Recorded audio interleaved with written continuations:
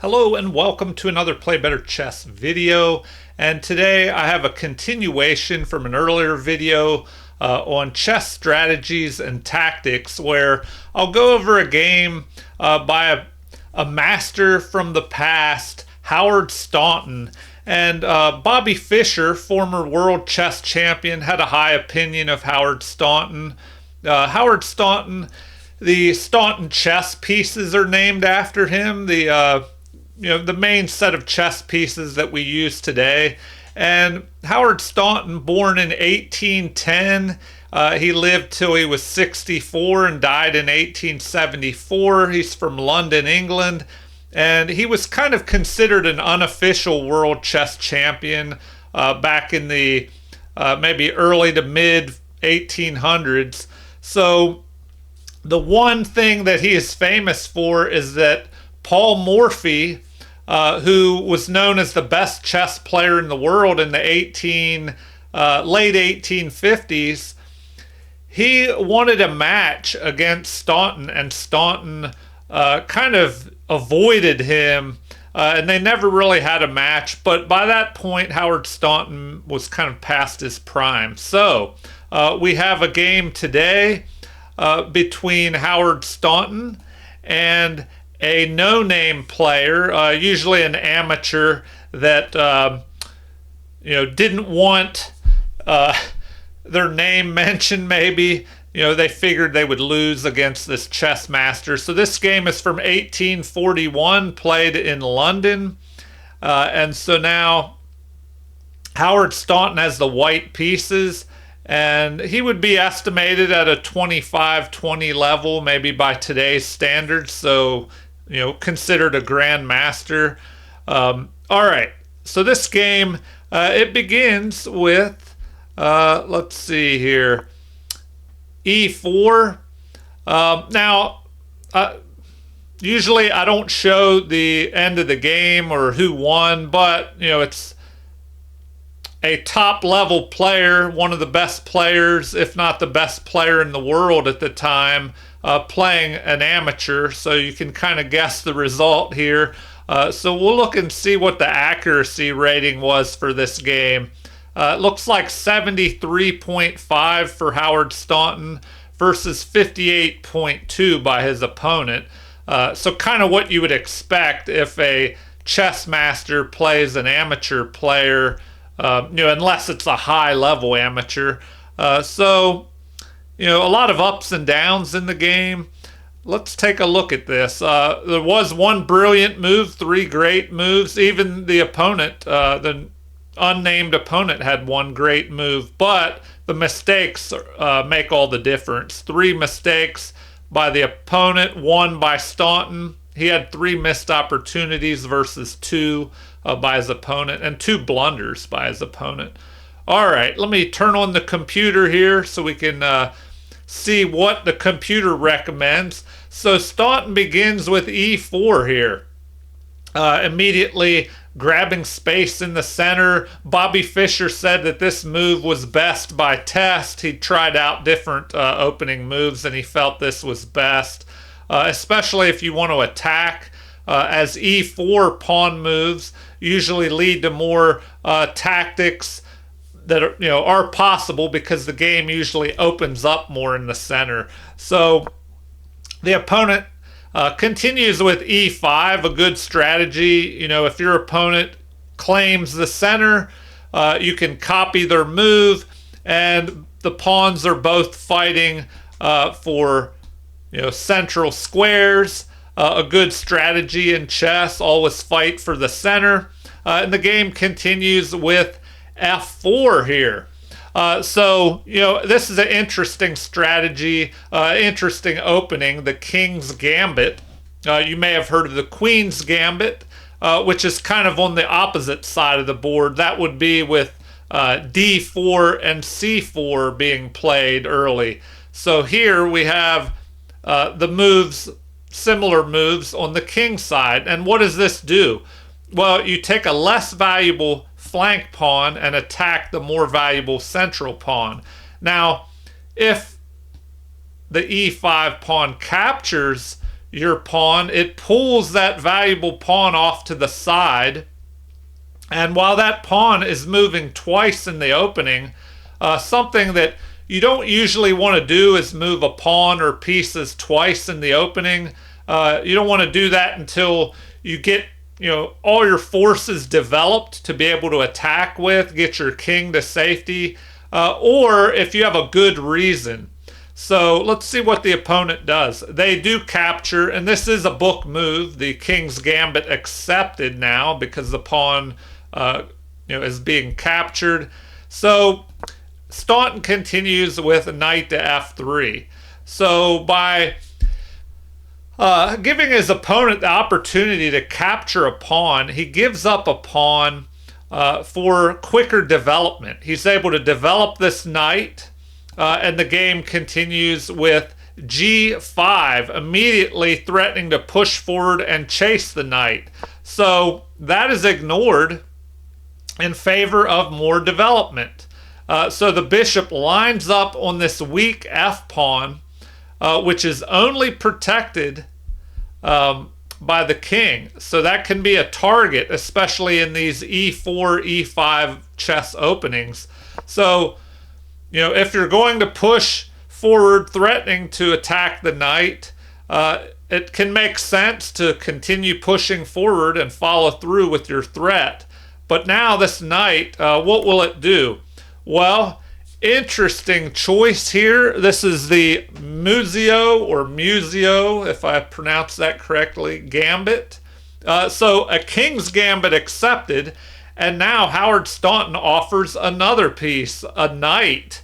The opportunity to capture here. You probably should accept, and according to the computer, the best move is to go ahead and capture. So now Staunton has given up a pawn and a piece, a knight here, and the computer says that black is ahead by the equivalent of one pawn, even though he's actually +4 ahead in material. So how does Staunton continue here? He just develops another piece. So now there's pressure building up on this f file, and the bishop is attacking this f pawn. The queen, could pick off this pawn on f4, and then there's a mate threat. So, when it comes to chess strategy and tactics, tactics are very important because they are more forcing. You can have the best chess strategy, but one overlooked chess tactic, especially if it leads to a mate, can end the game. So the game continues here with the queen lining up, protecting the pawn, and trying to come to the aid, to the defense of black's king side here. So the game continues with pawn pushing forward, just threatening to open things up even more here on black, as white's king is already pretty safe here. I mean, there is a possibility of this check on the king, but the king can just run to safety in the corner here. But black's king is stuck out in the middle of the board here, where it could be attacked from 3 different directions here. So, you definitely want to castle early and often. That's a good strategy before your opponent is able to open things up on the king and, start an attack. And that's exactly what you want to do if your opponent's king is stuck in the center. Try and open things up and get pieces lined up on that king. So the queen captures here, and now once again black is ahead by +4 in this position. So the game continues with pawn developing. It helps control a square in the center, protects the bishop. More importantly, it allows this bishop to possibly capture this pawn, attack the queen, and then maybe open things up with an attack on black's king here. So a good strategy is look for moves that accomplish more than one thing. So this pawn push, it seems like, oh, just a small pawn move, but it helps cover the valuable square in the center. It protects the bishop. It allows the other bishop to develop with a capture. And so you get the idea. There's a lot going on here. What does black do? Black tries to defend here and prevent that bishop from capturing. So let's see how Staunton continues here. He just goes ahead, develops another piece. Now, when you're behind in material, it is important to keep up the pressure, get all your pieces involved, your remaining pieces, and try and get an attack going before your opponent has time to recover and get their pieces developed and get their king to safety, because then in an end game, you'll just be down material. So we have a mistake here. C6 is being played with the idea of starting an attack on the bishop, perhaps, or even with the b pawn. So what will Staunton do here, and what should his opponent have done? It looks like knight to e7 would have been a better move. Getting that knight developed, allowing black to go ahead and castle to safety. So here we have an attack, and this is a missed opportunity. White grabs a pawn, but this could allow some exchanges of material. And when you're behind in material, you don't want to trade off more pieces. It's okay to trade pawns off, but the more pieces you trade, the bigger opportunity your opponent has to go into an end game just ahead in material. All right, so best here would have been what? Bishop to d2. Just developing the bishop here with a threat of bringing the rook over and pinning the queen to the king.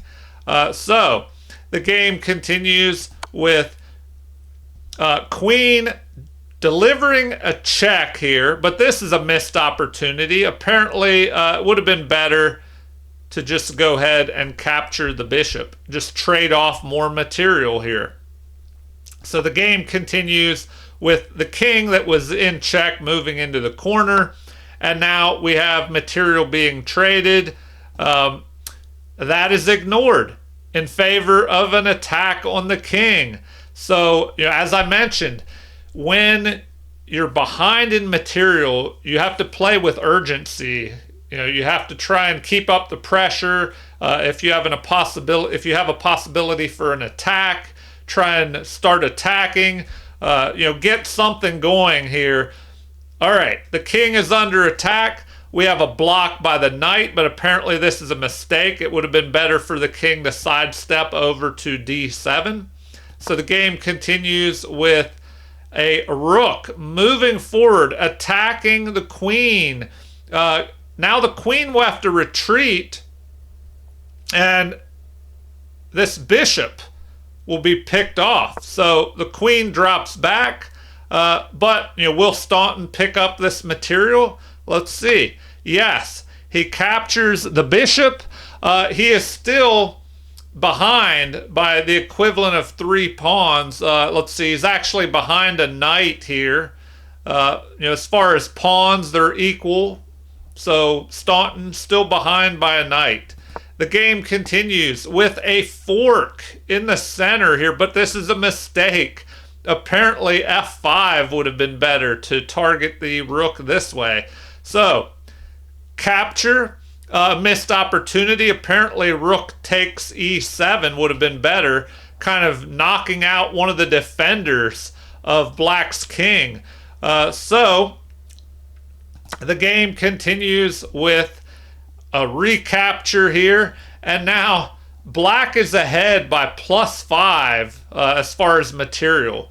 So what will Staunton do next? Well, he plays a brilliant move, sacrificing his rook for the exchange of the knight here. The king is drawn out into the center. We have a knight check, and the king will be chased around the board here now. So king steps forward, the best move, but it's not looking good. So the queen centralizes, and this is a miss. So apparently, knight to f6 would have been better. The computer likes this move much more. So knight to f6. What are the options here? The queen could capture, but then you're giving up your queen for the knight, after a recapture with check, and the rook would be picked off in a fork. So, what are the other options? It's pretty bad when the computer says that's your best option, is to give up your queen for a knight, and then a fork will happen where you lose a rook. So the other option was king to e7. Let's see. And if the king steps back, well then, if the king goes here, the queen can go over here, delivering check. And this king is just in trouble out in the open like this. So if we go back to the actual position, we have this in the game. A blunder was played. Now, the king steps back to d7, inviting a possible queen check here. What would have been best? Apparently king to d7, or excuse me, d6. So if we go back, computer likes king to d6, but then you're going to have this knight to f6 move being best, and then after b6, that's the only move to keep some initiative with black. Oh, this is pretty crazy. I guess you're luring the queen in here to capture this, and then you can maybe block the queen in, kind of trap it a little bit. But Staunton probably wouldn't fall for that. So what did we have in the game? Queen attacks with check. The king is sent running. And then the checks continue here. Now we have another attack, and this is a mistake, and the game is dead even. Apparently, knight to f6 would have been better.